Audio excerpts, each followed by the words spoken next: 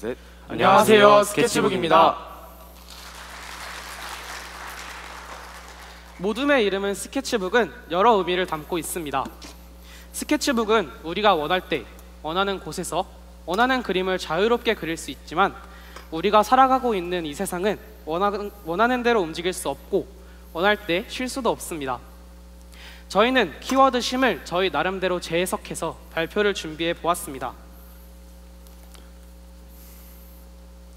혹시 여러분들께서는 이 사람 저 사람에게 상처받고 실연을 당해 힘들었던 적이 있으신가요? 혹시 있으시다면 이 고민을 어떻게 해결하셨나요? 주변의 친구들이나 부모님께 고민을 털어놓고 마음이 홀가분해지는 사람도 있겠지만 자신만의 시간을 갖고 걱정과 고민을 떨쳐내어 여유를 갖는 사람도 있을 것입니다. 그러므로 우리에게 여유를 주는 쉼은 꼭 필요합니다. 여기 쉼이라는 것을 찾아볼 수 없는 두 회사원이 있습니다. 무슨 일을 하는 걸까요? 많이 피곤해 보이는데요. 나 진짜 못하겠어. 너무 힘들어. 쓴 거 봐봐. 야, 많이 썼네. 야, 좀만 더 쓰면 돼. 좀만 힘내. 쉬면서 했으면 내가 말을 안 해. 지금 5시간째 이러고 있잖아. 야, 그래도 쉬는 시간 없이 하니까 지금 우리가 이렇게 잘하고 있는 거야. 좀만 힘내. 지금 이 모습은 평소 둘의 일상입니다. 그들의 일상에서 쉼이란 것은 절대 찾아볼 수 없죠. 이들이 이렇게 무리해가며 생활하는 이유는 무엇일까요?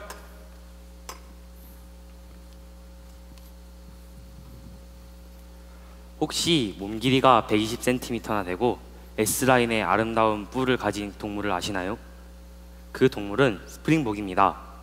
스프링복은 무리를 지어 이동하는데 서로 더 좋은 풀을 뜯어먹기 위해 아주 가까이에 풀이 있다는 것을 알지 못하고 서로 앞으로 가기 위해 경쟁합니다. 그러다 보니 서로 풀을 뜯기 위해 뛰는 것이 아니라 다른 스프링복들보다 앞으로 가기 위해 달리게 되고 이 행동을 하는 목적까지도 잃어버리게 되죠. 학교에서 스프링복에 대해 배웠고 스프링복들이 자신들의 행동의 목적을 잊은 이유, 스프링복들에 대해 어떤 생각을 가지고 있는지 서로 의견을 주고받는 시간을 가졌습니다. 의견들에는 난 경쟁하는 스프링복의 행동이 이해가 되지 않아. 그래? 나는 스프링복이 살아가는 일상이 우리의 일상과 비슷한 것 같은데? 이런 의견들이 있었습니다. 우리도 어떻게 보면 스프링복들과 비슷한 하루를 살고 있습니다. 좋은 성적을 받기 위해 공부를 하고 등급 또는 순위를 올리기 위해 경쟁합니다. 하지만 이런 일상을 사는 우리들도 이런 경쟁을 하는 목적이 무엇인지 이해가 되지 않을 때가 많습니다. 그저 좋은 대학에 갈 수 있겠지. 커서 돈 많이 버는 사람이 될 거야. 이러한 생각만 하고 공부를 합니다. 나중에 커서 어떤 직업을 가질지 어떤 대학에 갈 것인지는 고민하지 않은 채로 말이죠.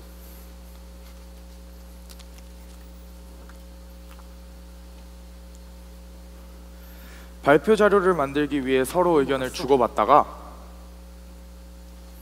쉬는 것과 우리가 받는 보상은 비례관계가 있는 것이 아닐까 라는 생각을 해보았습니다. 괜찮은 의견인 것 같았고 깊게 알고 싶어서 더 집중하여 생각해보니 쉬지 않고 일할 때 얻는 보상이 쉬지 않고 얻는 보상이 쉬면서 일할 때 얻는 보상보다 많았습니다. 이 결과에 만족하지 않고 저희는 그러면 쉬면서 일할 때 보상을 많이 받을 수는 없을까? 라는 의문을 가져보았습니다. 1시간 정도 오랫동안 고민한 끝에 쉬면서 일하면 쉬지 않고 일하는 것보다 보상은 적게 받겠지만 마음은 더 편안할 거야.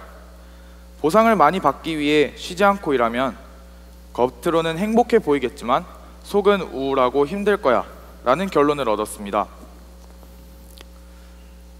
하지만 저희는 이런 결론이 나왔다고 해서 오랫동안 쉬면서 일하면 안 된다고 생각합니다. 물론 쉬면서 일하면 몸과 마음이 편안해질 수 있겠죠.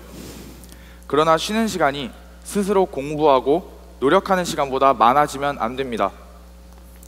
그러다 보면 시간이 지날수록 쉬는 시간이 노는 시간으로 바뀌어 갈 것이고 공부와 노력, 고민을 소홀히 하며 흥미를 잃어갈 것입니다. 오랫동안 쉬지 말고 조금씩 쉬어가면서 여유를 가지고 자신의 목표에 다가서는 시간을 가져보면 어떨까요? 여기 한 교수가 있습니다. 이 교수는 학생들 앞에서 인생의 소중한 것들이라는 주제로 강연을 합니다. 교수는 책 대신에 큰 플라스틱 통을 올려두었고 학생들은 당황합니다.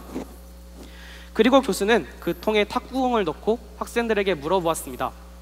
다 찼습니까? 네, 다 찼어요. 그 다음엔 자갈을 쏘아붓고 다시 한번 물었습니다. 다 찼나요? 네, 다 찬 것 같은데요.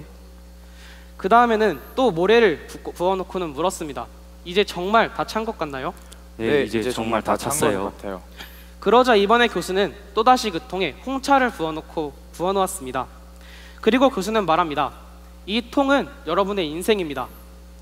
탁구공은 가족, 건강, 친구이고 자갈은 일과 취미이며 모래는 그 외의 일들이죠. 그리고 교수는 말합니다. 만약 모래를 먼저 통에 넣었다면 탁구공과 자갈이 들어갈 수 없듯이 자신에게 주어진 시간 동안 자질구레한 일들만 하다 보면 정작 중요한 것들은 할 수 없게 될 수도 있다고 말이죠. 그러자 한 학생이 홍차가 무엇인지 묻습니다. 그리고 교수는 그것은 여유입니다 라고 대답했습니다. 이 교수의 말을 듣고 우리는 우리의 삶을 이 통에 빗대어 생각해 보았습니다. 만약 모래를 먼저 넣고 그 다음에 탁구공을 넣었다면, 홍차를 먼저 붓고 그 위에 모래를 부었다면 어떻게 됐을까요? 네 가지 물건이 상자에 다 들어가지 못하고 넘쳤을 겁니다. 그래서 저희는 쉬는 것은 인생에 꼭 필요하지만 먼저 해서는 안 돼 라고 생각했습니다. 할 것들을 뒤로 밀어놓고 먼저 쉬게 되면 하기가 싫어지고 나도 모르는 사이에 많은 시간이 흘러 더 힘들고 피곤해질 수도 있기 때문입니다. 오늘 할 일에 대해 우선순위를 정하고 중요한 일들을 다 끝낸 뒤에 쉬는 시간을 가지면 조금 더 편하고 여유로운 삶을 살 수 있지 않을까요? 끊임없는 고속도로를 달리다가 지친 우리 앞에 휴게소가 나타나는 것처럼요.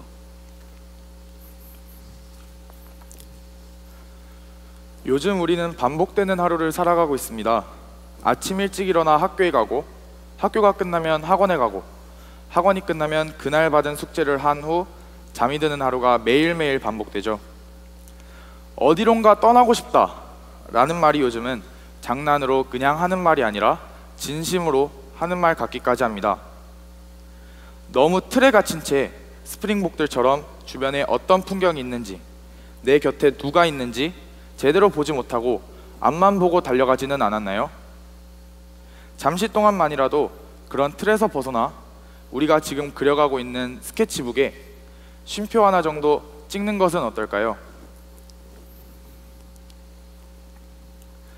준비한 발표는 여기까지입니다. 지금까지 발표를 들어주셔서 감사합니다. 스케치북이었습니다.